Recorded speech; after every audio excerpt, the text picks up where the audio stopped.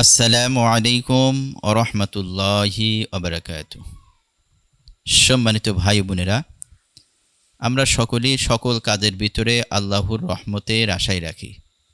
কাজেই আল্লাহর রহমতের আশাই করার জন্য, আকাঙ্ক্ষা করার জন্য আমরা শুধু সকালে একবার এই দোয়াটি পাঠ করব।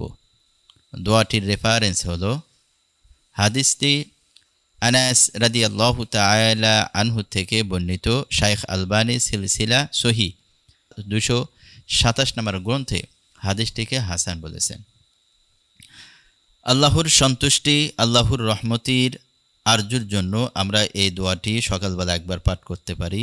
দোয়াটি হলো ইয়া হাইয়ু ইয়া কাইয়ুম বিরহমাতিকা আস্তাগীথ أصلح لي شاني كله ولا تكلني إلى نفسي طرفة عين।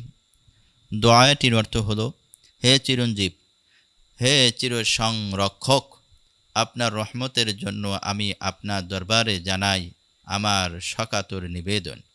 আপনি আমার অবস্থা সংশোধন করে দিন। আপনি চোখের পলক পরিমাণ সময়ের জন্যেও আমাকে নিজের উপর ছেড়ে দিবেন না। পড়ার সময় সংখ্যা সকালে শুধু একবার পাঠ করব।